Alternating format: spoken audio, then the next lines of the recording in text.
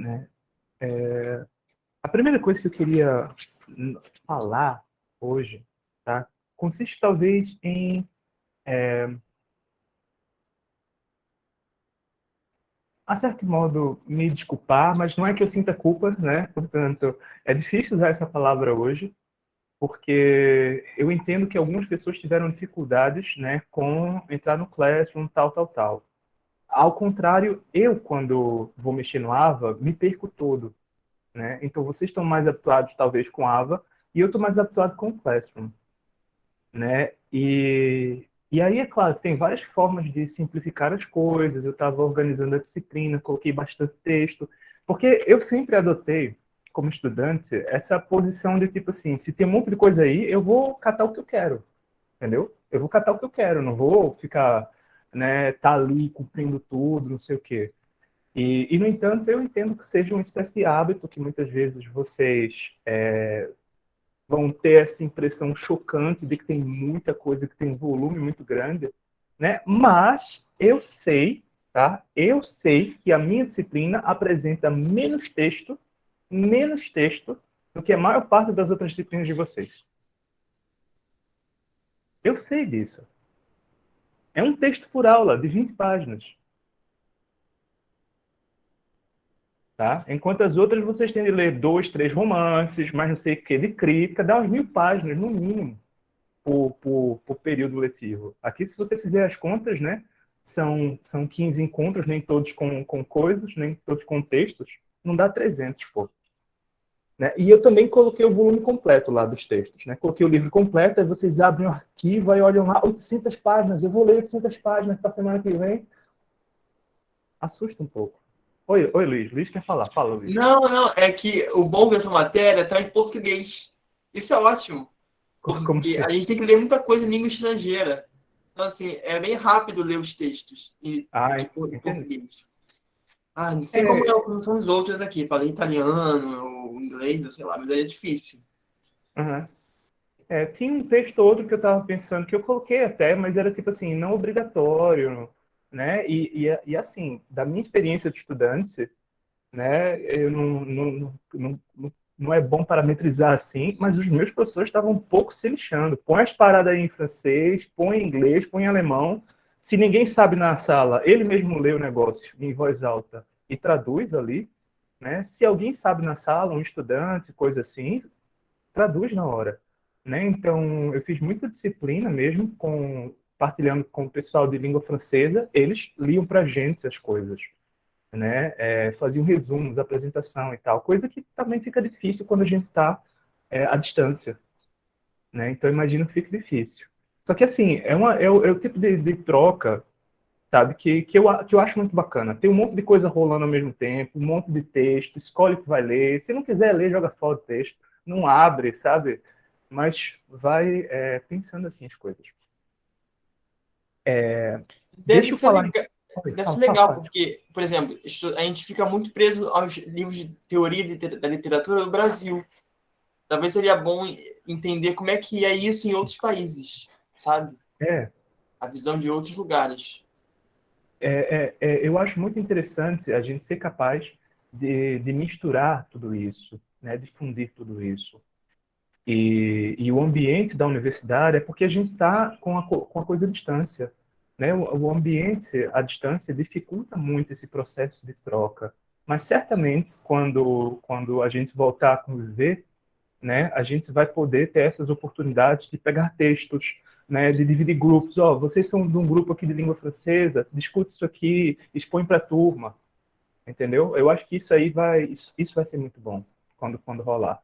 Daniel Granato diz: faz o que tu queres, pois é tudo da lei. Olha, eu concordo absolutamente. A lei de Telemann, né? Ou, se você quiser, você pode ir até para uma versão de Santo Agostinho. Ama e faz o que queres, né?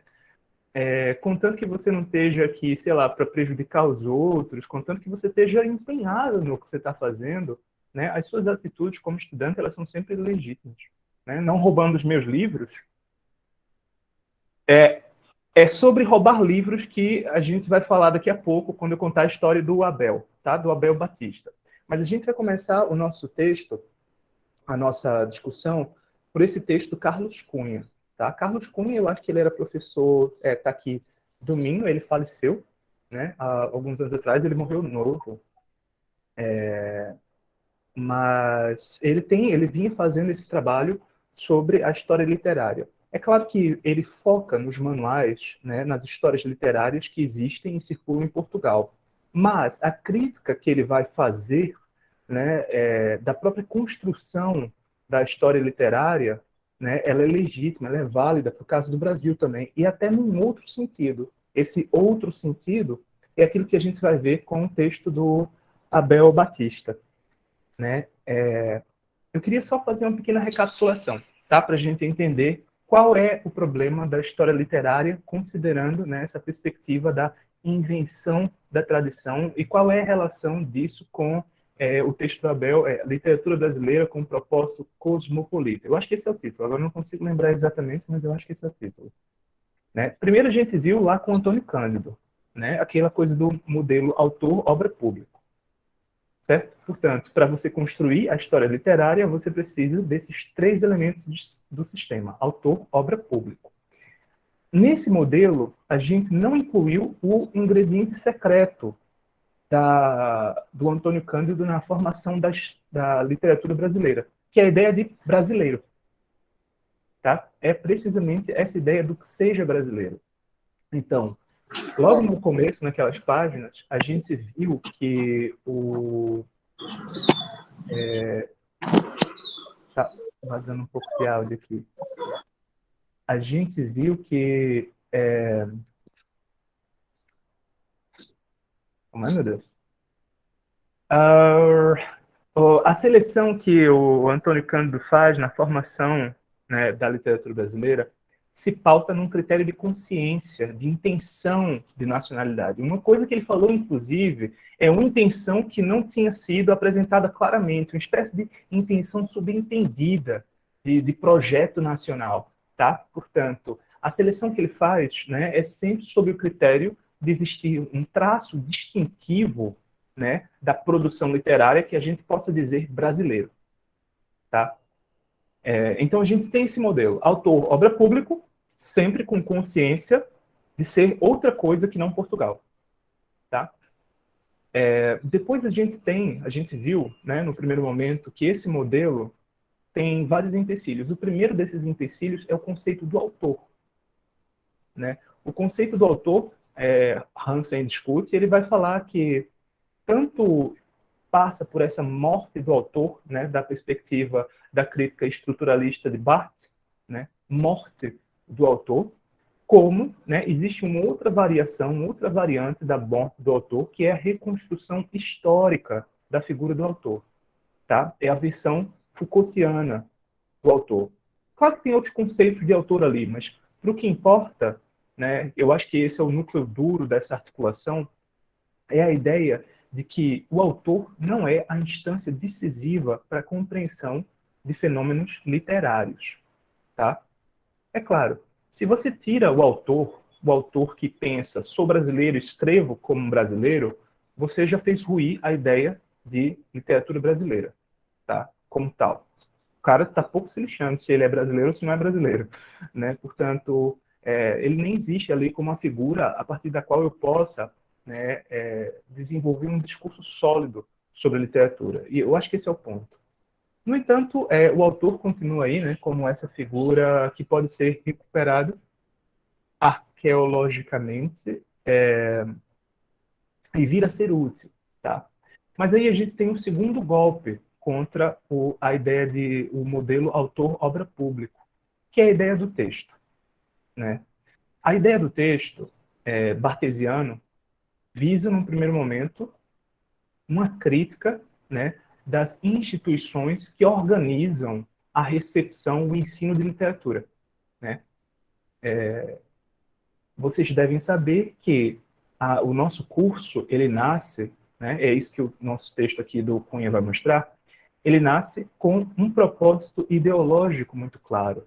Ele nasce ali como uma forma, né, um braço da burguesia na produção e transmissão de valores que lhe fossem próprios. Tá? A história, a moderna historiografia positivista, ela tem a mesmíssima função, certo? Como é que acontecia na história antiga? Né? Não estou falando da história... não vou para Roma Antiga, não. Vamos falar da história moderna do século XVI, que é um pouco parecida com a história antiga. Né? Era a história dos reis. Tá? A gente fala em crônicas régias, por exemplo, para a história dos reis de Portugal. Por quê? Trata-se de associar o rei ao próprio Estado. Certo? Então, as várias situações que o Estado Nacional Português, aliás, o Estado, vamos só chamar de Estado, o Estado português viveu, estão vinculadas diretamente àquele rei do período. Tá? Isso é uma história para eles. Não passa pela necessidade das pessoas, não passa por revolução, o que importa é o rei, que guerras ele fez, que território ele recuperou dos mouros e coisas assim. Né? Portanto, é uma história completamente voltada para a nobreza. Quando a burguesia se instala como um poder econômico e, portanto, politicamente capaz, né, essas relações da memória começam a ser substituídas, começam a ser trocadas. O povo, né, começa a ser legitimado dentro dessas histórias, né, porque ele também é precisamente aquilo que dá apoio, né, à emergência da classe burguesa. Tá? Você tem a burguesia, a pequena burguesia, você tem os capitalistas ali do início, e você tem o povo trabalhador, né, que precisa vender a mão de obra e tal. Então, era preciso criar um discurso que legitimasse o ingresso das massas na máquina política. Tá? Isso é história do século XIX. Tá? A determinismo detém, né? O que é que determina o comportamento humano? É raça, meio e situação. Né? É assim que a gente entende a história. Raça, meio e situação. Né? Traduz precisamente aquilo que não depende da ação do rei. São coisas que não são fatores que dependem de intenções da aristocracia. Você tirou o controle da história da aristocracia. Né? A mesma coisa acontece quando você olha o positivismo. Tá? O positivismo como uma doutrina, né, de crença no progresso. O lema positivista é ordem, progresso, e tem um terceiro, eu acho. Tem um terceiro elemento, que é refletindo, né, a coisa da Revolução Francesa. Enfim, é uma crença no progresso como uma espécie de máquina natural, ou seja, não é uma história teológica que fundamenta a ação dos reis. Né? Todo rei diz, eu sou rei porque Deus me fez rei. Tá? E não, a história burguesa, ela tira o papel da aristocracia e passa para os burgueses. A história da literatura, né, visa ser uma extensão dessa história de legitimação cultural. Certo? É basicamente como a gente cria uma história coletiva. Tá? Pensem assim, por que não fizeram história da música para dar apoio a isso aí? Por que não fizeram história da filosofia? Né? Por que não fizeram histórias situadas? Né? Existia a história geral e a história literária que abarcava todo o pensamento humano. Tá? Se diz, por exemplo, que literatura, né, a gente viu num texto do Aguiar e Silva, literatura queria dizer tudo que tinha sido produzido por escrito desde sempre. E era isso que a história literária estudava no começo. Tudo que tinha sido escrito. Né? Esse conceito de história literária ele vai se afunilando até a gente chegar a esse modelo atual, tá? Que é a ideia de literatura como manifestação artística, tal. Né? A história da filosofia agora pertence à filosofia, a história... as primeiras foram a história da filosofia, história da literatura, a história das artes também nasce junto ali, mas ela também passa para uma outra disciplina específica, tudo vai se especializando. Né? Então, só para voltar aqui, tá? Quando Barthes, nos anos 60, diz o autor está morto, ou diz fim da obra, a obra é aquilo que ocupa um lugar no espaço, a obra dá suporte à civilização do signo, a obra representa o lugar da autoridade. Né? Tudo isso é um passo avançando, né, a essa mudança de perspectiva a respeito da memória cultural. Tá? É tirar, né, a cultura, a literatura, das mãos de um grupo que está no poder, detém no poder e controla o processo, né, cultural, a transmissão de valores e por aí vai. Certo? Então, nesse segundo momento, a gente tem a crítica da obra e o surgimento dessa entidade, né, texto. A gente viu com o Fábio Durão que há outras formas de perspectivar a obra. Né? Ele fala numa reabilitação do conceito de obra. Eu acho engraçado porque é uma discussão situada. O próprio Barthes não discordaria, acredito eu, né, do Durão nesse sentido, porque o Barthes está fazendo intervenção no contexto. Né? Se torna perigoso quando a gente tira, extrai essa intervenção do contexto, né, e diz tudo é texto, tudo é, como é que é? Multiplicidade de sentidos, tudo é, né, aí a gente dificulta precisamente o propósito que um conceito como o de texto tinha. De qualquer modo, o conceito de obra também é um ataque a um modelo de produção discursiva, né, da historiografia e da autoridade, né, da elite e o poder que ela exerce de influenciar a educação. E, finalmente, a gente tem, né, a nossa última reflexão diz respeito ao problema do público. Tá?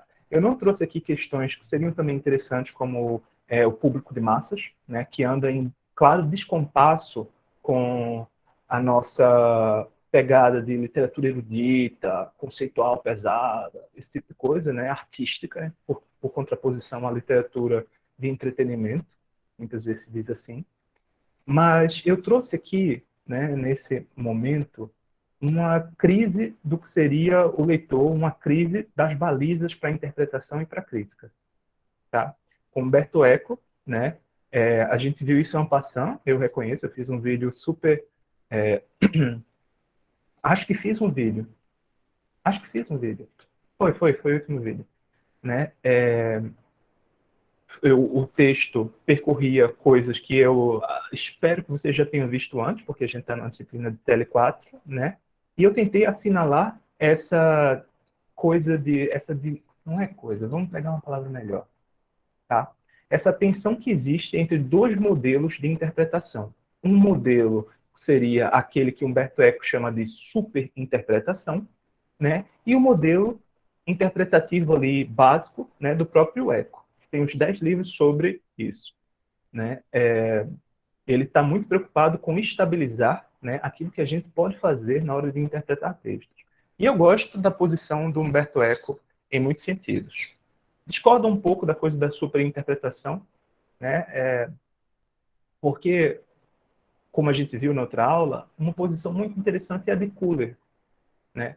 De que a superinterpretação ela pode ser produtiva e que, na verdade, nos casos que Humberto Eco tem mostrado, né, havia subaproveitamento dos textos. Né? Então, a superinterpretação para Kuller é esse negócio produtivo. E, por fim, eu dei um exemplo, assinalei para vocês, para quem quisesse trabalhar com isso, né, que era um texto do Hillis Miller. Tá? Eu gostava muito do Hillis Miller, né, por conta desse poder associativo que você tem e você vai, através desses lances discursivos, minando expectativas a respeito, né, de como a autoridade se constrói e tudo mais. Eu acho muito interessante. Né? Ao mesmo tempo, ele exemplifica, né, um tipo de pensamento bastante selvagem, que é válido quando eu quero fazer uma crítica, que é válido quando eu quero avançar um argumento interessante com um propósito específico, mas que se fosse para tratar propriamente de textos literários, né, eu acho que não era bom negócio, assim, minha opinião. Né? Portanto, a última parte dessa nossa etapa, né, o último capítulo da nossa crítica do modelo de história da literatura, né, como ele vem sofrendo no século XX, né, e no século XXI, diz respeito precisamente à construção da nação como sendo regulativo da compreensão da literatura. E eu acho isso particularmente pertinente para a gente no Brasil, né, porque as nossas universidades, elas são fundamentalmente, né, voltadas para a pesquisa em história da literatura brasileira. Tá? Todos os programas, né, são voltados, praticamente todos os programas de pós-graduação, né, são voltados para a história da literatura brasileira. Porque parece injustificável, nos quadros institucionais, estudar outras histórias, se você não tiver a brasileira. Percebem? Somente depois de ter um programa de pós-graduação em brasileira, aí as universidades têm investido em outras histórias. E mesmo assim, quando acontece, né, quando acontece de haver esses programas que estudam mais do que história da literatura brasileira, eles normalmente recebem o nome de literatura comparada ou teoria da literatura, tá? Portanto, estudos em literatura francesa na pós-graduação específico, eu, por exemplo, não consigo pensar em nenhum. Consigo pensar em literatura de língua inglesa na pós, mas em francês não. Né? A Bruna perguntou, professor, ainda tenho dificuldade para entender o que é ser contra a interpretação. Certo, Bruna. O que é que você está chamando de interpretação? Então,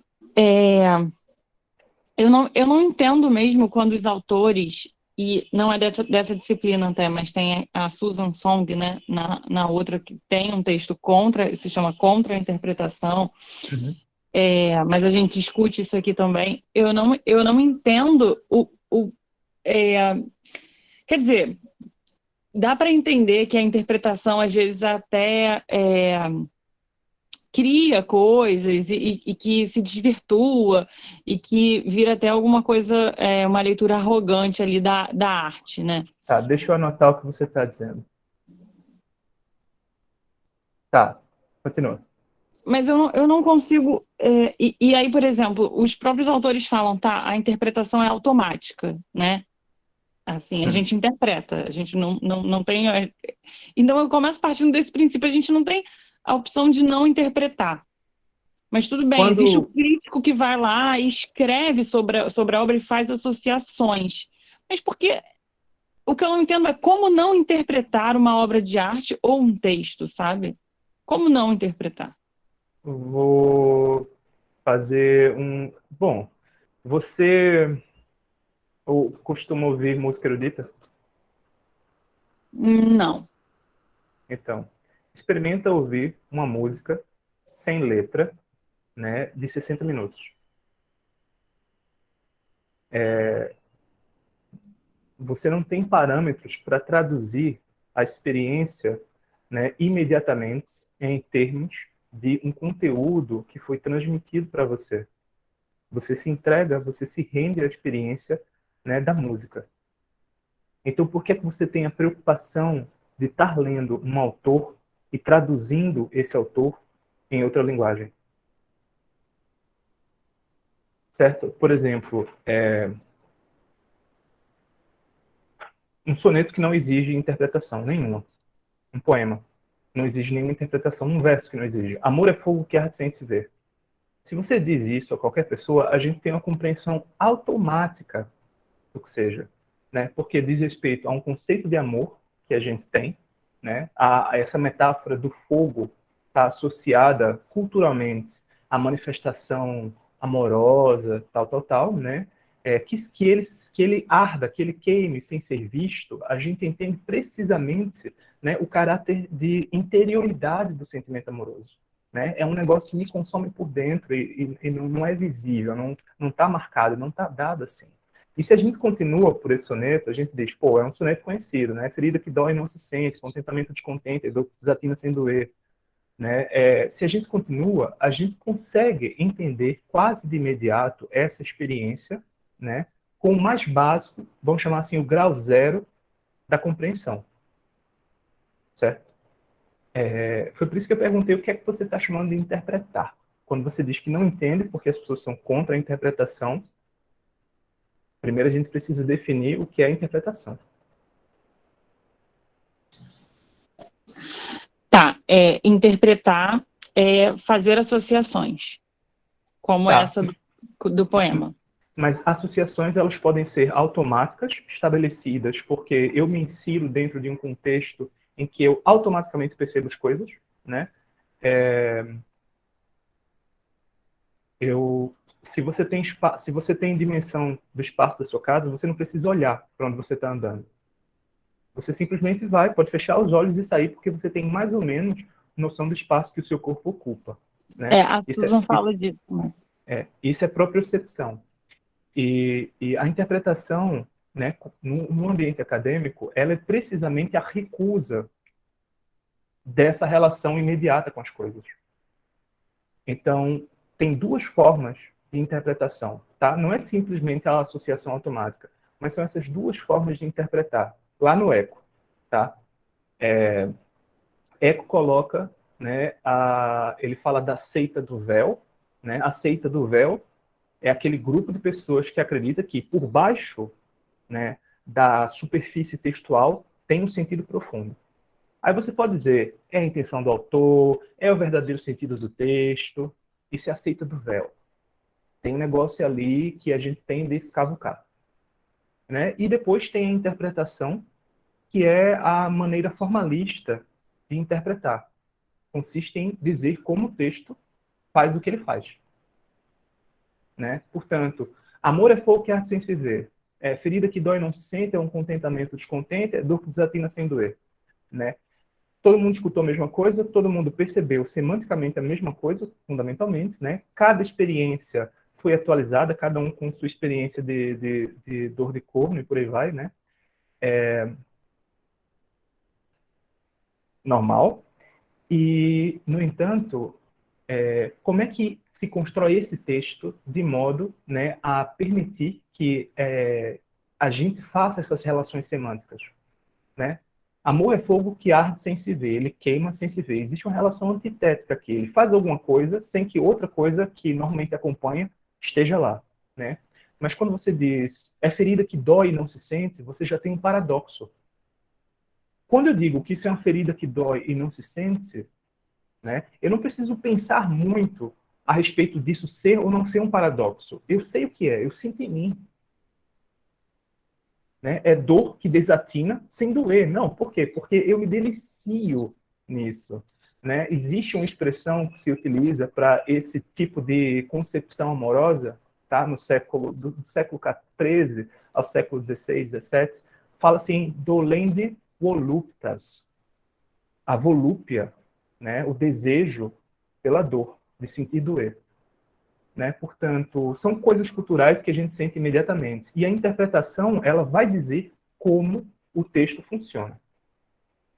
Então, muitas manifestações contra a interpretação, elas não são contra, né, a nossa capacidade de descrever textos, como críticos, pesquisadores, né, mas a pretensão de que a gente detém a verdade sobre os textos.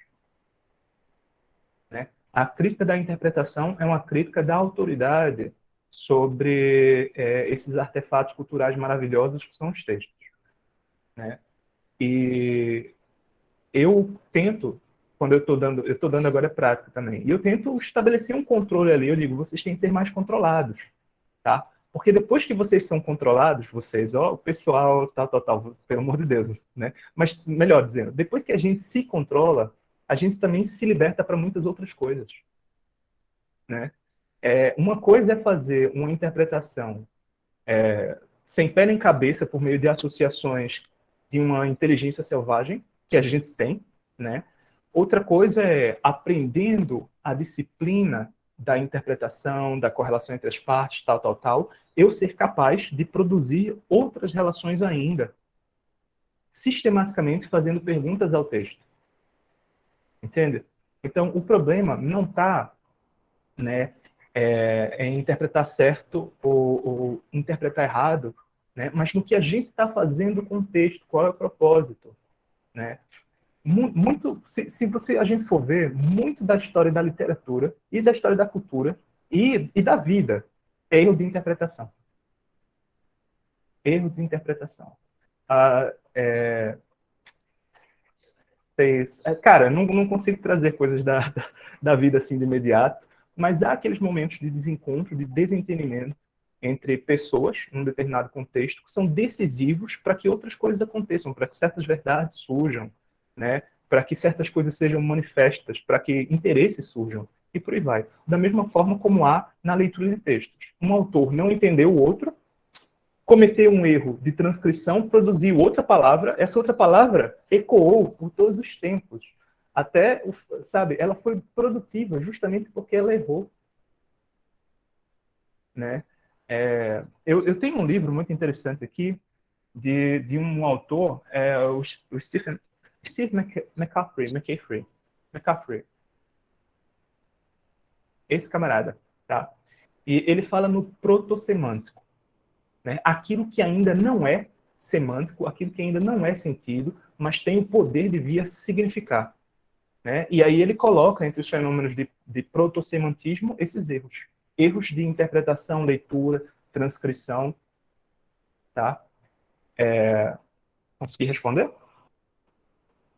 Perfeitamente. Obrigada. A história literária, né, ela, no fundo, se ocupa precisamente, né, de controlar a interpretação textual, situando dentro, né, do contexto da nação. Certo? Portanto, tudo que a história literária nacional vai fazer, né, a história da literatura brasileira vai fazer, é mostrar uma certa intenção de brasilidade, uma certa natureza do brasileiro, né, que está nesses textos. Okay? A gente estabiliza o sentido dos textos, postulando essa característica intrínseca. Oi, Luiz. Então, isso são abordagens. É isso. Porque ele fala que estavam abordando, por exemplo, a literatura portuguesa, Lusíadas, blá, blá, blá, sobre uma ótica. Né? É isso que Você diz o Cunha. E aí ele estava diminuindo a literatura portuguesa, porque estava só vendo um lado e não vendo o outro, assim. Entendeu o que eu tô falando ou não? Vamos por partes. Você está falando do texto do Cunha. Sim, porque Certo. você estava falando de interpretar um texto, aí a Bruna falou. É isso que eu estava querendo saber. O fato de eu dizer, pegar a literatura de Portugal, portuguesa, e só pensa que aquilo ali é uma representação da nação, isso é uma forma de interpretação? Sim, é uma forma de interpretação redutora. Redutora, é isso que eu tô falando, redutora. Você diminui aquilo como se fosse só para uma coisa, não é. Exato, você enquadra.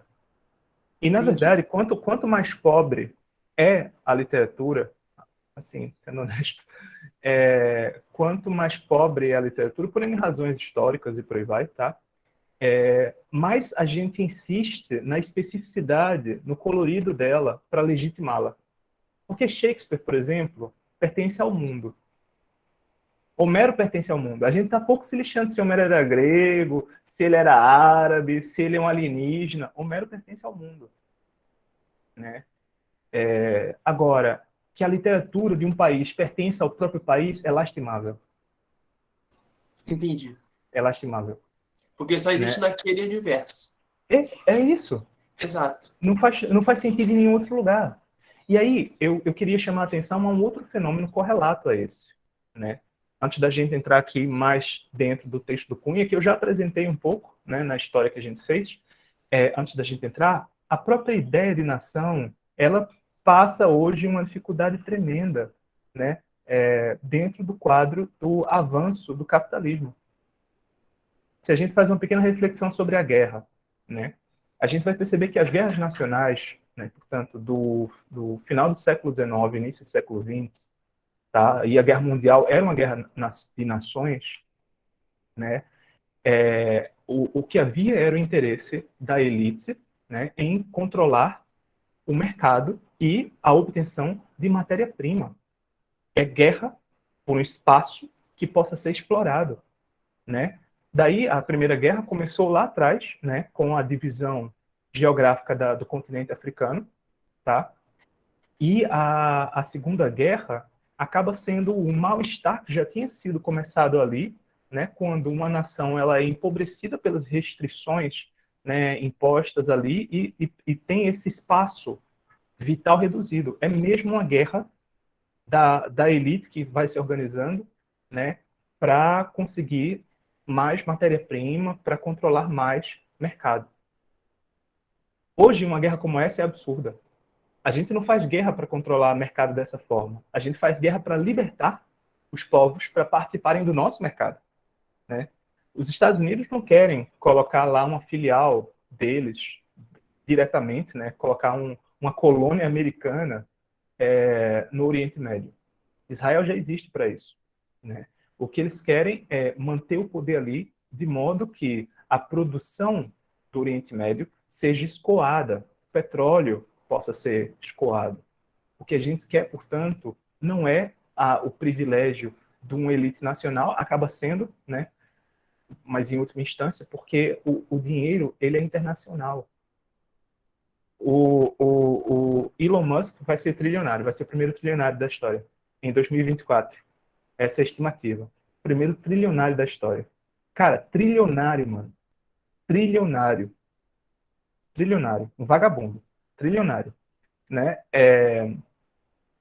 E para pensar. Ele pode comprar um país. O dinheiro que ele tem, a posse dele, né? Quantos países, aliás, ele pode comprar? Né? Quanto o produto interno bruto de um país equivale, né, ao dinheiro que ele vai ter em posse? E isso faz a gente pensar, cara, ele não precisa, esse dinheiro dele não está enraizado. Tanto faz se ele é americano, australiano, sul-africano, francês, belga, alemão, ele está pouco se lixando. Ele e todos os ricaços. O dinheiro flui, o dinheiro vai para onde ele quer, né? E essa grande descoberta do capitalismo global é precisamente aquilo, né, que também põe em causa a ideia de nação. A nação é o que sobra para a gente. Enquanto no século XIX a ideia de nação tem a ver com essas mudanças no Estado, né, como a burguesia toma o poder político, como ela forja, né, valores nacionais, uma memória nacional, como ela produz tudo isso, a ideia de nação hoje, como essa produção de valores, ela é puro controle. E a gente olha aqui, né, a história do Brasil é a melhor forma de perceber como a ideia de nação é um dispositivo de controle, né? Quem fez a nossa revolução? Que revolução? As elites transformaram isso aqui, né? A coisa mais revolucionária que existiu até hoje, né, foi a proclamação da República, que foi feita porque os nossos revolucionários, na verdade, eram reacionários, enquanto a aristocracia brasileira era progressista, da perspectiva da organização do mercado, né? Portanto, o que o Brasil fez, né, para proclamar a República, na verdade, foi reacionário. A nossa revolução ela foi reacionária, né? Tudo que o Brasil fez até hoje de transformação política intensa, tirando situações muito específicas, né, são resultado de uma elite extremamente refratária às mudanças. E aí a gente olha para o governo Bolsonaro, né? A ideia de nação aqui é manipulada a tal ponto que se torna insuportável falar em Brasil se você é uma pessoa com um mínimo de consciência social, sabe? O Brasil se tornou uma espécie de signo nessa troca, né, de pessoas que adotam posturas reacionárias e contra, na verdade, o bem comum. Fora isso, brasileiro só é brasileiro em época de Copa, como a gente sabe.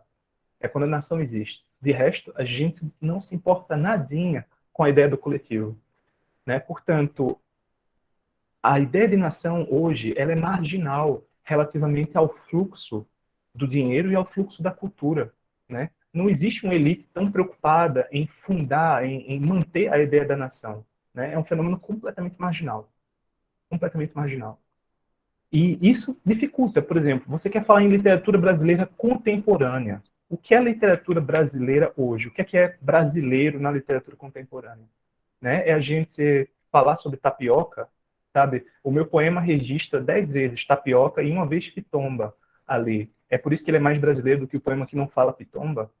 Ah, não, é porque a língua brasileira está registrada aí. A língua brasileira, assim, misturada com tupi, com palavras africanas, tal, né, de origem africana. Por quê? Portugal não tem isso. A língua portuguesa, em Portugal, tem influência das relações coloniais, desde sempre, né? A nossa língua é meio árabe, inclusive, por conta disso. Então, de qualquer modo, a gente pode assinalar essa especificidade do que a gente quer chamar de brasileiro, né? Mas é muito situado, e quando a gente para fazer um recorte, dizer que algo é brasileiro é justamente recusar a possibilidade dessa coisa ser global, ser de interesse que ultrapassa a fronteira da nação, né? Que esse é o texto do Abel, né? Eu queria que vocês lessem o texto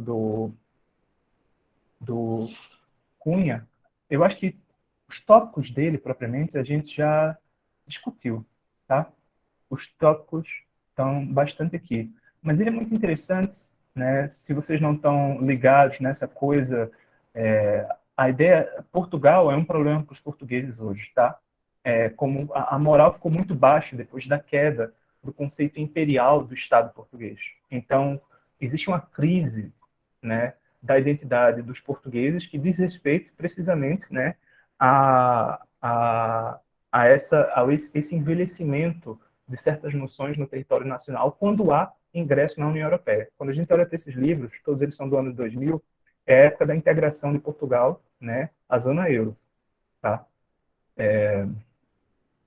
No começo dos anos, final dos anos 90 e início dos anos 2000. Né? Então, isso se tornou uma questão. O que é Portugal dentro da Europa? Mas o que eu quero aqui assinalar com vocês, tá?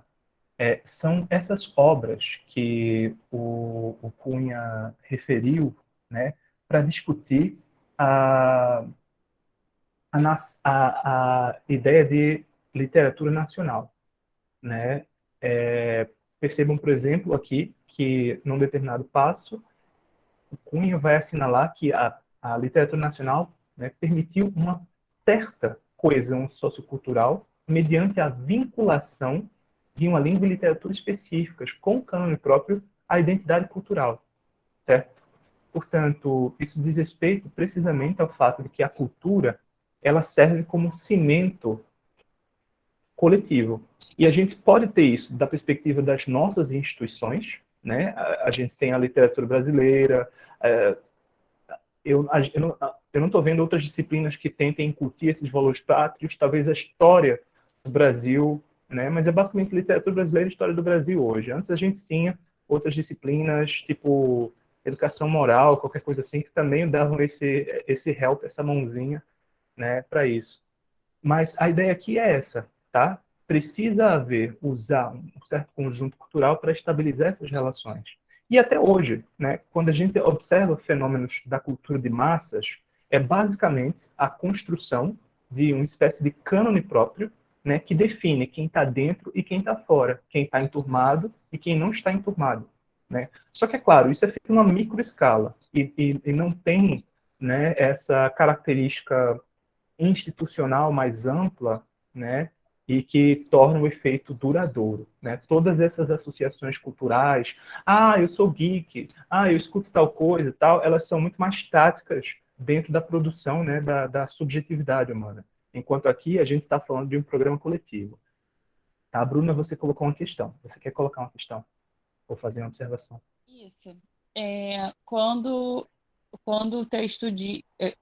Porque, assim, uma literatura de um país é justamente uma literatura que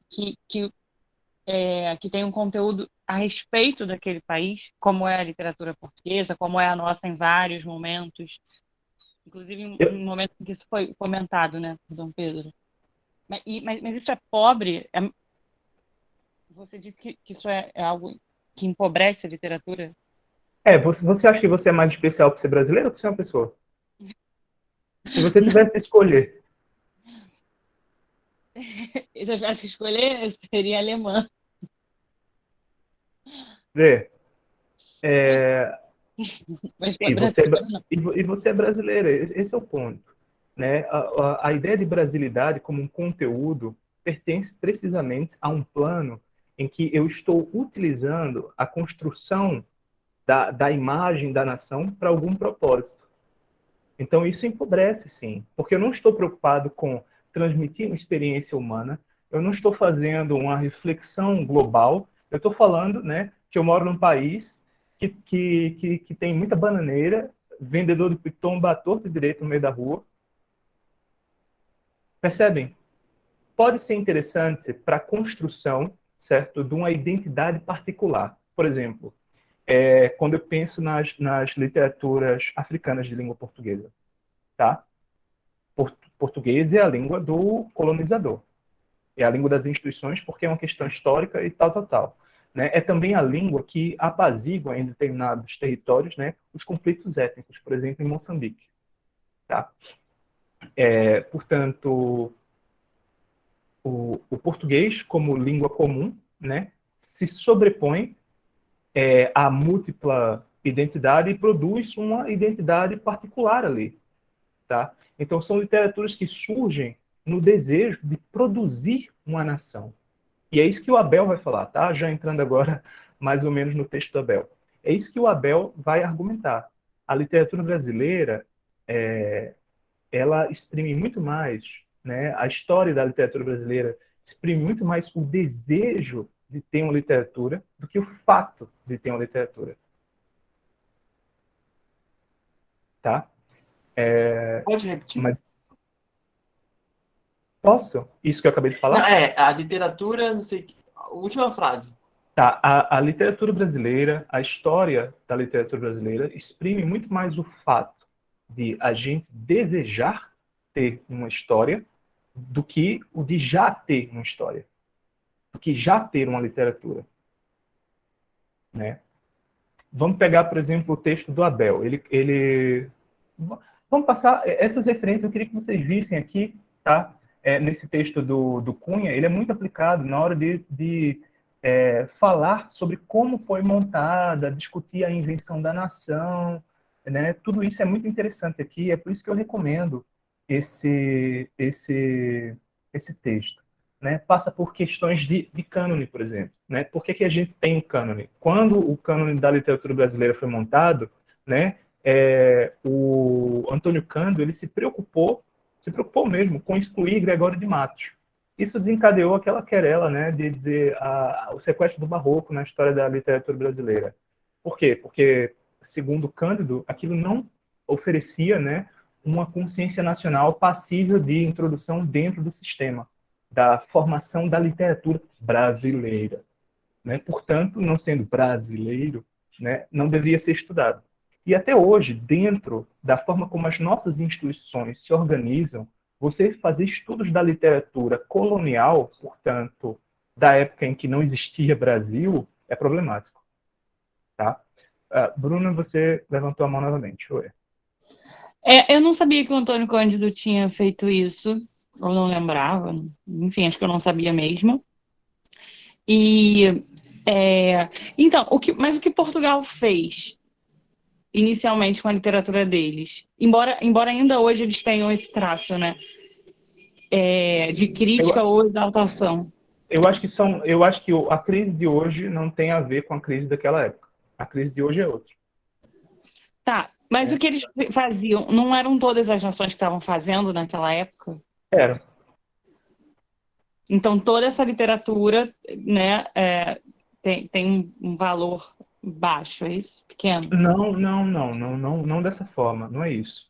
Não é que não é a literatura em si que tem um valor baixo ou alto com base na preocupação, né, de representação da nação, tá? Não é isso.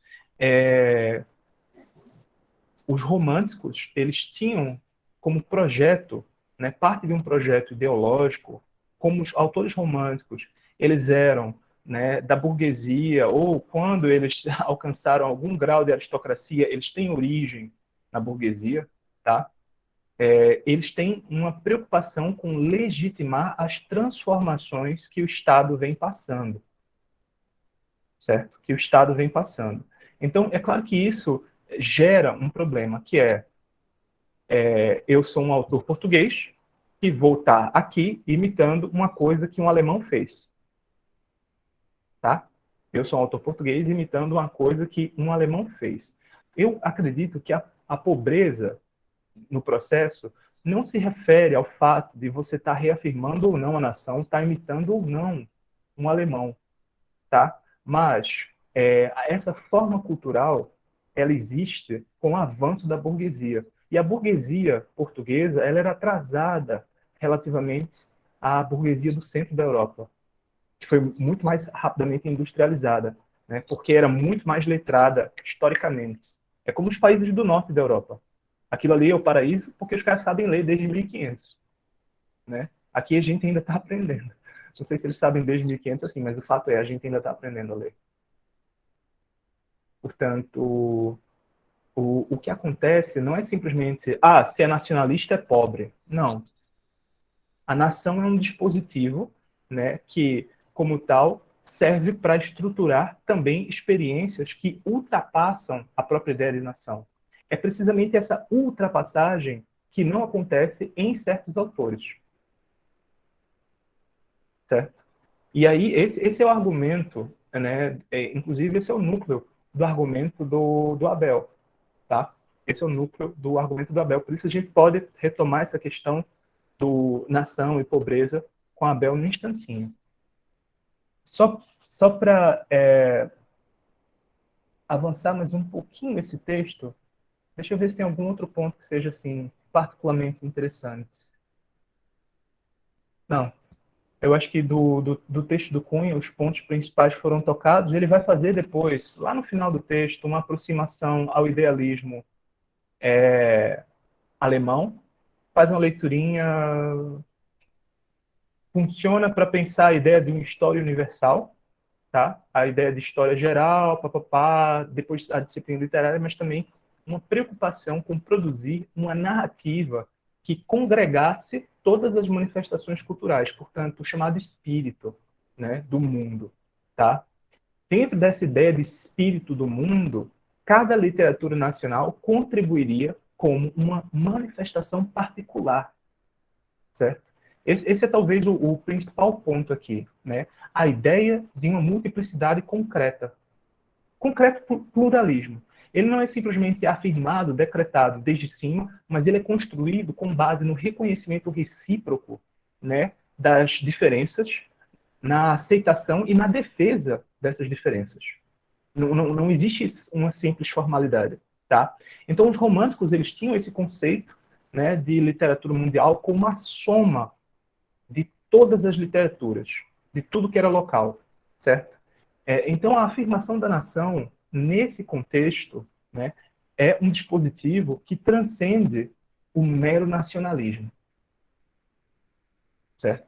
E é isso que o Abel disso que o Abel vai tratar, né, no outro texto, né? A ideia de literatura brasileira com propósito cosmopolita, tá? Eu quero apresentar muito rapidamente o Abel. O Abel Batista é persona não grata no Brasil, tá? E as pessoas que dialogam com o Abel ficam muito mal na fita. Porque ele é um crítico literário, ele estudou, discute muito na obra dele o Brasil, tá? Tanto é que perguntam sobre Machado de Assis para ele que está lá fora. E ele se opõe à escola, do Antônio Cândido. A escola do Antônio Cândido é aquela institucionalmente, né, mais poderosa, porque Antônio Cândido, né, foi o fecundador dos grandes cursos de letras, tá? Variados. Ele criou a pós-graduação no Brasil, praticamente. A gente tem aqui na UERJ um dos núcleos de resistência, tá, ao Antônio Cândido, felizmente, né? Então eu me sinto assim muito confortável aqui na UERJ, com meus colegas e com tudo, porque eu morro, mas Antônio Cândido não me desce, né? Ideias interessantes e atividade institucional importante, mas em si, conceitualmente, não me parece justificado dentro da perspectiva do tempo que ele ocupa. Das instituições, sim, mas do contexto intelectual, não. Mais amplo. De qualquer modo, grande figura o Antônio Cândido também, brilhante, sem sombra de dúvida, e muitos seguidores, discípulos de Cândido também o são. É mesmo uma questão de escola, tá? O Abel desafia essa escola constantemente. Então, ele tem uma certa complicação nesse sentido. Tá? Bruna comentou aqui, eu quero deixar registrado, porque eu nunca coloco os slides, né, que Maristela, você é dessa turma ou você está entrando já para a próxima turma? Sem problema, fica aí, se for o caso. A Bruna colocou que existe um texto do Machado de Assis contra o nacionalismo exagerado. Eu acho que o Abel menciona um dos textos do Machado de Assis sobre isso. Tá? Agora também não lembro o nome. Menciona a postura do Machado de Assis sobre a ideia de nacionalismo. Né? Que é também uma coisa muito interessante para se discutir a respeito de Machado de Assis. Logo no começo do texto, o Abel ele começa é uma digressão. Né? Ele diz, por que chamaram português para falar sobre literatura brasileira? Porque o estrangeiro tem um olhar assim, assim, assado, tal. No fim das contas, o argumento, né, muito tacitamente não, de maneira quase explícita é esse. Existe uma visão da literatura brasileira que tende, né, a ser centrífuga, que tende a trazer a literatura brasileira para fora, e existe uma outra que exerce um efeito centrípeto, né? É a nossa literatura, são os nossos problemas sócio-históricos, né? Vocês tirem a mãozinha gringa de vocês. Não queiram dizer que isso aqui é a humanidade em geral, isso aqui é o Brasil, tá? É o nosso chiqueiro. E ele questiona, né, essa perspectiva. A ideia básica que ele vai questionar aqui é a de que os intelectuais brasileiros têm prerrogativa sobre falar do Brasil. Né? Essa é a impressão que a gente tem. O cara é brasileiro, portanto, né, ele tem conhecimento de causa, ele sabe o que é sofrer, né, um 7-1 todo dia, então ele entende do assunto, certo? E o Abel ele vai desvincular isso, certo? Ele vai desvincular isso das bases, vai dizer a literatura, né, ou é brasileira ou é literatura, quase. Tá? Você pode falar em uma história da literatura que aconteceu no Brasil, mas é uma história da literatura antes de tudo, ou você pode fazer uma história da literatura brasileira, que antes de ser qualquer coisa, é brasileira. Se eu tenho uma história da literatura que aconteceu no Brasil, eu tenho Gregório de Matos, por exemplo. É literatura, estava no Brasil, passou por aqui, faz parte da construção, né, dos eventos históricos aqui. Quando eu tenho uma literatura brasileira, eu estou preocupado com usar a lógica do sistema, da brasilidade, para fazer uma recuperação da memória desse sistema até o ponto da atualidade.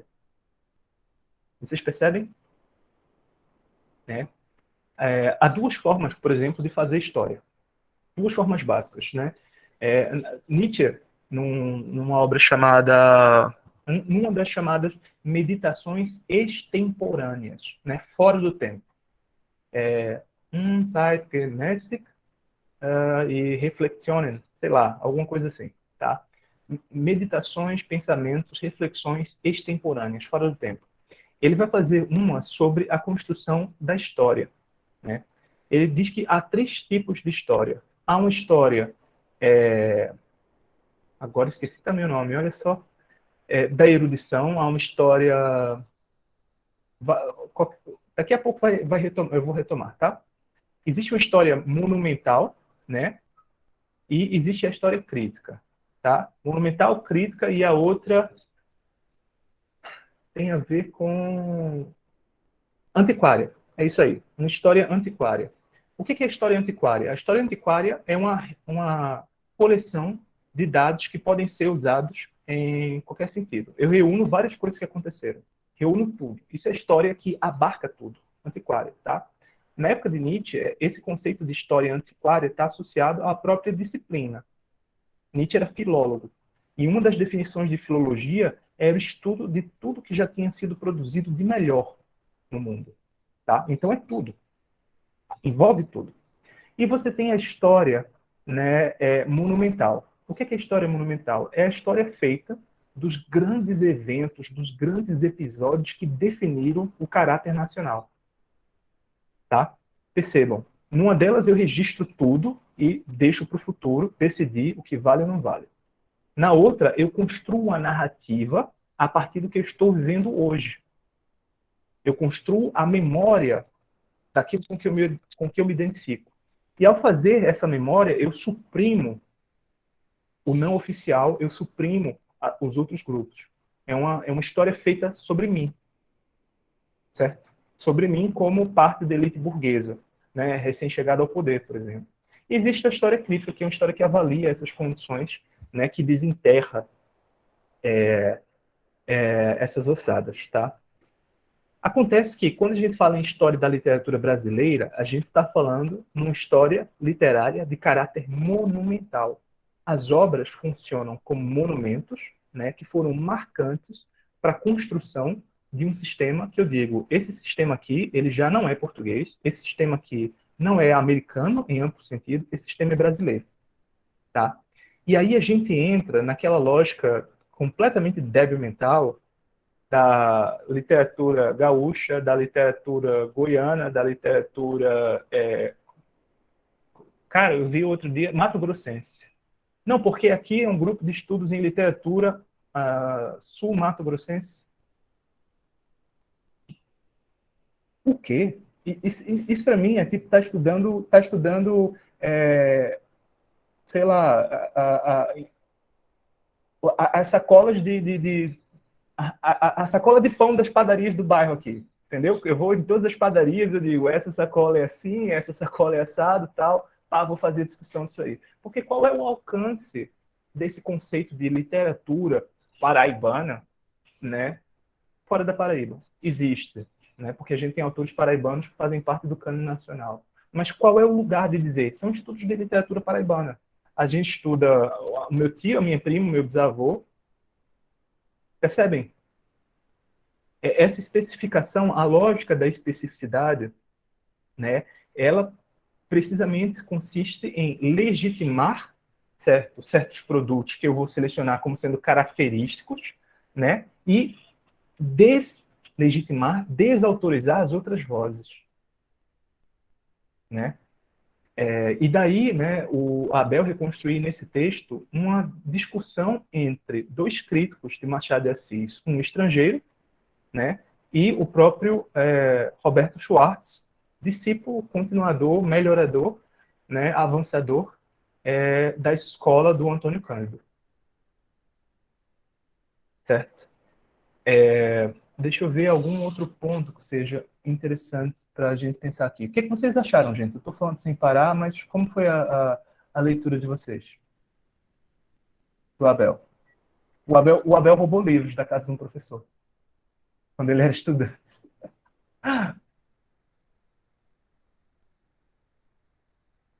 Questões? Eu não li ainda esse texto. Não leu? Ele começa viajando um bocado, ele vai falar de hospitalidade, sabe? Uns papos assim, muito enrolão para o meu gosto, né? Mas ele depois pega muito pesado. Deixa eu ir para a página 74, olha que bonito que ele coloca. Ops. Então vai descer um pouco mais. Vai descer mais.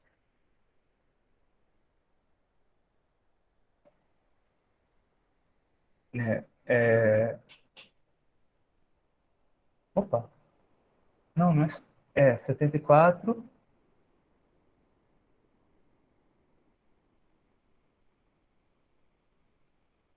Tá. Aqui ele coloca, olha só.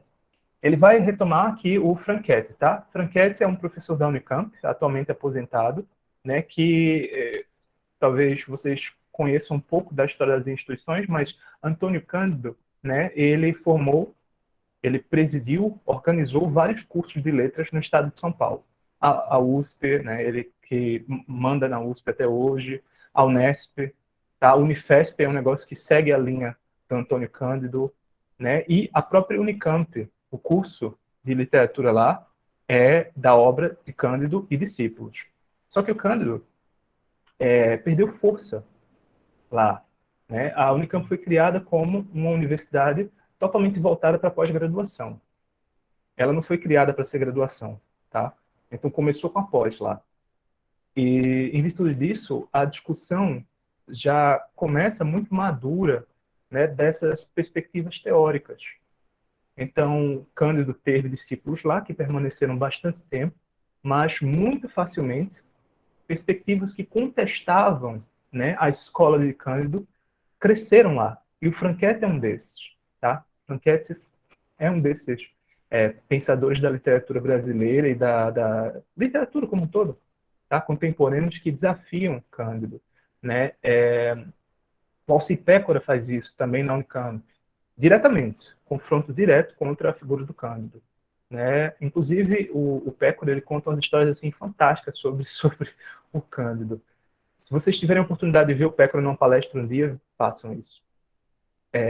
O Hansen na USP também resiste ao Antônio Cândido, tá? Também na USP.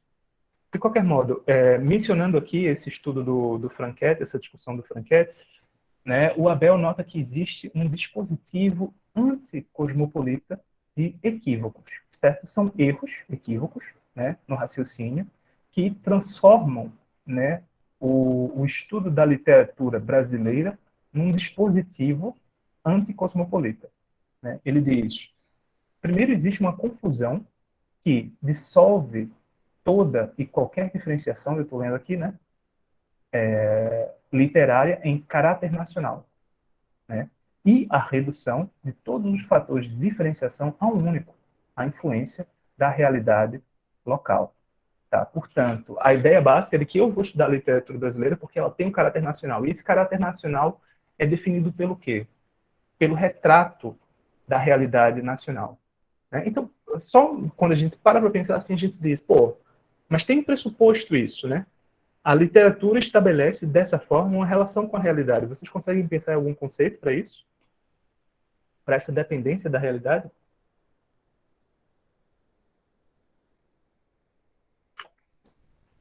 Poderia repetir a pergunta?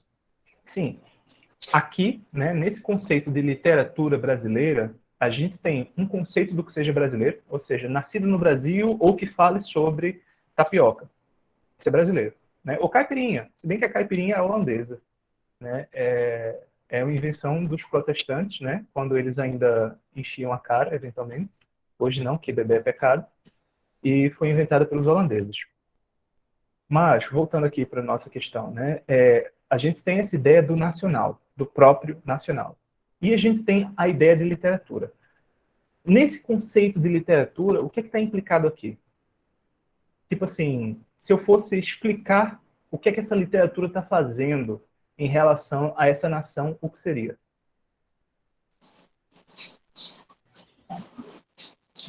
Criar uma nação? Fundar o Estado, fundar a cultura. Essa é um critério de intenção. Essa literatura seria nacional por ser nacionalista. Sim. Tá? Mas existe uma outra forma, né, de pensar essa relação. Se eu fosse isolar esse conceito de nação e pensar simplesmente como é que eu posso vincular essa ideia de literatura, o que eu diria? Por exemplo, eu posso conceber a literatura da perspectiva do leitor. Que ela é um relato histórico. Hã? Que ela é um relato histórico. Que ela é um relato histórico, que ela é um fato histórico, que ela é uma espécie de documento, né, histórico. Certo? E aí a pergunta é, como ela é um documento histórico? É um fato, algo que aconteceu ali, materialmente estabelecido, né? Se eu tenho, por exemplo, uma pedra que está no Brasil, ela é uma pedra brasileira, por definição. Tá? Agora, se eu tenho cultura produzida no Brasil, eu quero encontrar uma relação entre o que eu estou vendo dentro da literatura e o Brasil. Percebem? Existe uma ideia aqui de que a literatura representa o Brasil. Tá? E de que essa literatura brasileira que representa o Brasil, ela também exprime o Brasil. Vocês lembram, talvez lá atrás, quando a gente pegou o Antônio Cândido, ele disse, em algum momento, não, porque aqueles que lá no passado pensavam no futuro, seus anseios, e projetavam tal, suas intenções, Tudo isso é um conceito de literatura que reproduz uma realidade e que exprime uma espécie de alma nacional. Tá? A gente fala num conceito mimético expressivista do fenômeno literário. Tá? Um conceito mimético, né, da literatura, ou seja, a literatura representa, imita a realidade, e também expressivista porque exprime essa realidade. Oi, Luiz. Mas a literatura sempre não foi assim? Desde a Grécia? Desde de Roma? Você Por me exemplo, diz que foi? Eu não sei, acho que não. Você disse que Homero não é da Grécia. Eu pensei, como não? Assim, por tipo, exemplo, a as épocas. literatura. Não, eu não disse que Homero não era da Grécia. Eu disse que ele A podia ser da literatura. Grécia, podia ser alienígena, podia ser o que fosse. Ele pertencia àquilo que a gente construiu como sendo literatura hoje. Tá. Quando a gente fala em literatura, a gente está utilizando um conceito moderno para se referir a fenômenos muito diferentes uns dos outros. Tá? Então, a gente utiliza um conceito porque um conceito permite que eu apague as diferenças nesses fenômenos. Quando eu apago as diferenças nesses fenômenos, eu liberto, tá, esses fenômenos, né, para serem consumidos pelas pessoas que estão usando o mesmo conceito. Por exemplo,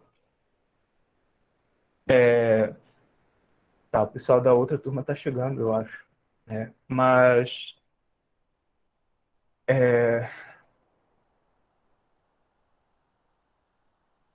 a gente discutiu isso muito no começo, né? Os usos que as pessoas dão às Sagradas Escrituras. Se você é religioso, aquilo tem um valor especial, né? Deve ser lido de um determinado modo. Se você não é religioso, você pode adotar ainda assim uma postura respeitosa e uma posição de leitura fruitiva, né? E em outras, tá? Eu mesmo não sou religioso e leio sempre, com frequência mesmo, com bastante a Bíblia, tá? Porque gosto, porque tem experiência ali que eu acho importante, eu acho interessante, gosto de pensar sobre isso, gosto de pensar a história, acho muita coisa bonita. Mas eu não tenho compromisso religioso. Eu tirei, portanto, uma das funções que a Bíblia tem para quem acredita nela. Porque eu não acredito. A literatura funciona como o mesmo conceito. Eu tiro as funções, né, que essas obras executavam em suas situações particulares, ok?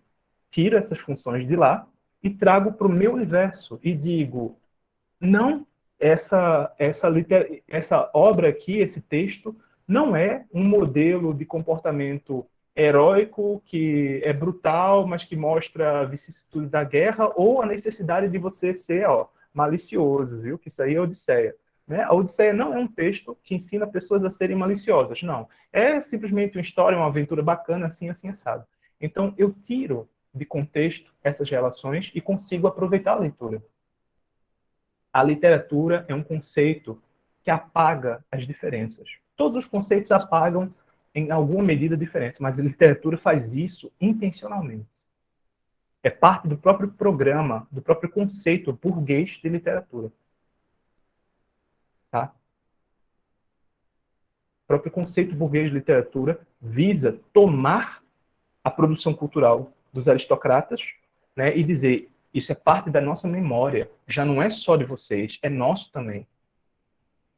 Tá? E a gente continua fazendo isso até hoje. Mas aqui, só continuando essa segunda característica, gente, a crença em que a representação da realidade local, sendo por virtude dessa influência uma inevitabilidade, determina a literatura consciente ou inconscientemente e de modo distintivo. Né? Ou seja, esse complemento que a gente vinha falando sobre o caráter mimético ou expressivo, né? A ideia de que existe um consciente sendo trabalhado ali, né? A confusão do local com o nacional, né? Portanto,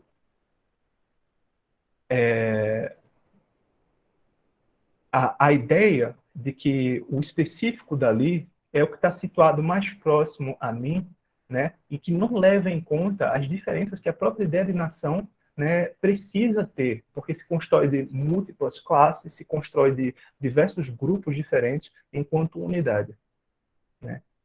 Ah, e, enfim, né, a confusão do processo de construção da literatura nacional, né, projeto de afirmação política e natureza prescritiva, né, com a própria nacionalidade da literatura. Essa aqui é mais interessante, porque essa aqui é a diferença entre nacionalismo literário e o simples fato da literatura ter surgido dentro de um determinado contexto que a gente chama de nação, tá? Você pega, por exemplo, Augusto dos Anjos. Irrecusável que ele seja um autor brasileiro. Ele é brasileiro, ele é paraibano, tal, né? Mas a obra dele, o que tem de propriamente brasileiro é tão reduzido, é tão algumas lembranças, né, da experiência dele, algumas referências à experiência dele como membro da elite canavieira da Paraíba, tá? Uma certa alusão a uma escrava que foi açoitada ou morta, agora eu nem consigo precisar essa informação, né? Com quem ele teria, isso é da anedota biográfica, né? Se envolvido e por aí vai. Tá? Portanto, o elemento local é muito reduzido. Vai haver víscera, tripa, eu, filho do carbono e do amoníaco, monstro de escuridão e rutilante, sofro desde a epigênese da infância a influência má dos signos do zodíaco. Eu digo, pô, super nacional, super pitombeiro, né? Tá cheio de tapioca a obra dele. Não tá. Portanto, não existe um projeto consciente de afirmação da nação. Ao contrário, né? Quando a gente olha para a obra de Augusto dos Anjos, a gente vê uma intenção universalista, né, que toma por base os próprios conceitos com que lida. Né? Essa coisa de usar uma linguagem médica, né, de utilizar fazer alusão a certos pensadores, certas correntes filosóficas, é uma tentativa de fugir completamente da realidade local que ele odiava. Ele, tipo assim, eu não consigo dizer, ele era antinacionalista? Não sei, não consigo dizer. Mas que ele era antilocalista em definitivo. Tá? Ele era antilocal. Né? De qualquer modo, existe essa confusão, né, entre um programa nacionalista e o simples fato de ser nacional, e a crença num processo contínuo e irreversível, né, em direção à etapa final de nacionalização, definida pela harmonia entre literatura e terra. Isso aqui é a própria formação da literatura. Tá? Qual é a narrativa do Antônio Cândido? Né? Existe essa intenção oculta que a literatura do passado exprime em direção ao futuro, e o papel, né, do crítico contemporâneo é fazer justiça a essas intenções. Né? Ele é um cara muito honesto, Antônio Cândido. Ele diz, não, porque a nossa literatura é uma porcaria, mas é a nossa literatura. A gente tem de estudar porque faz parte, construiu a gente. Mas, embora isso seja parcialmente verdade e apenas parcialmente verdade, para a elite cultural europeia, que tem um conceito de nação que data de séculos e que amadureceu, né, por meio de processos institucionais muito mais enraizados, tá? Tanto é que existe uma classe média na Europa. Tá? Classe média é um distintivo de consciência nacional. Tá? No Brasil não existe. Isso aqui é da elite da nata. Da nata. Tanto é que diferença faz se Gregório de Matos é ou não é brasileiro? É ou não é brasileiro? Para um eleitor de Bolsonaro? Que diferença faz a ideia de literatura brasileira? A ideia de literatura brasileira. Não é que eu queira ser preconceituoso aqui e coisas tais, mas para o consumidor regular de sertanejo. Nenhuma, zero, nulo. Né? Então, como é que existe uma tradição da literatura brasileira? Se o que é brasileiro é pitomba, sertanejo, caipirinha brasileira. E por aí vai. Né? Portanto, ela é brasileira por enquanto, tá? Porque caipirinha, se você usar aquele limão amarelo, aquela lima se chama, né? Já não é brasileira essa porcaria. Eles alemão Tahiti.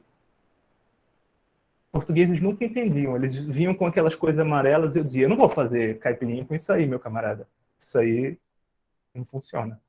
Né? Mas, de qualquer modo, existe essa crença, né, de que a literatura permitiria a conciliação dos diversos grupos nacionais. Mas isso é uma crença nos poderes da literatura que você só pode ter quando você tem uma classe média ascendente impulsionada por uma elite que transforma as instituições, certo? Os grandes burguesões, né, da Europa modificam a relação com a aristocracia.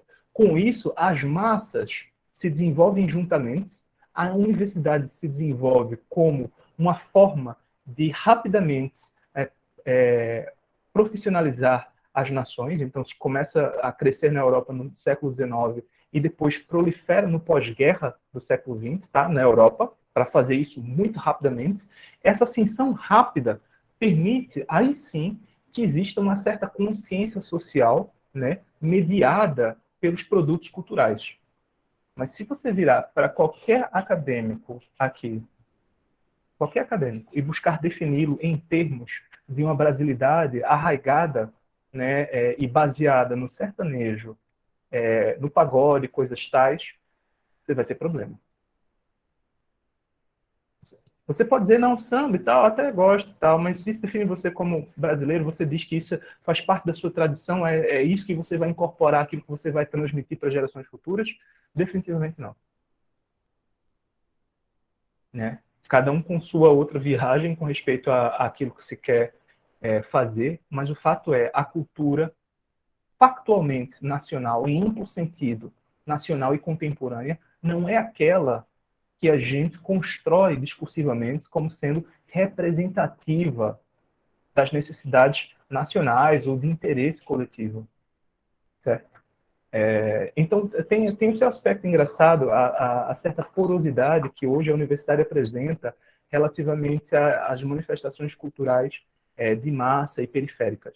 Existe algo muito curioso nesse sentido, mas eu me pergunto o quão honesto isso é, considerando que a gente tem essa tensão entre um conceito relativamente vazio de literatura brasileira, né, o que é brasileiro, né, e a nossa visão algo paternalista, né, das outras manifestações culturais de massa periféricas que a gente diz hoje, vamos incorporar isso, mas não é pela qualidade, é simplesmente porque está aí. Né? Portanto, a gente vive um problema aqui. Certo, gente? Muito obrigado pela atenção de vocês. Tá? Eu estou encerrando aqui a gravação. Eu agradeço imensamente